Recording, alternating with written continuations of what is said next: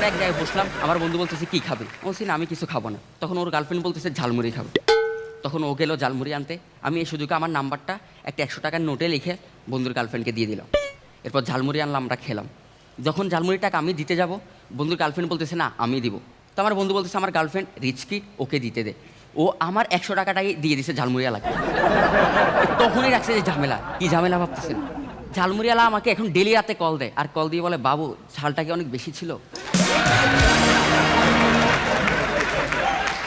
তো এরপর আমি বাসায় গেলাম, বাসায় গিয়ে দেখতেছি আম্মু আবার আমার উপরে রাগ, আমাকে মারা শুরু করছে। বললাম, আম্মু কি হয়েছে, আবার কি করলাম? এরপর বুঝছি আমি সকালে শুধু ওয়াশরুমের লাইট না, ট্যাপটাও অফ করতে ভুলে গেছি। তো যাওয়ার আগে একটা জিনিস বলতেছে ফারিফ, আপনি আমার একটা কথা রাখতে হবে প্লিজ। আম্মু বলছিল তুই তো ঢাকায় যাবি, আসার সময় মিষ্টি কিছু নিয়ে আনবি। আমি পুরো ঢাকা শহর খুঁজছি, আপনার থেকে মিষ্টি কিছু দেখি না।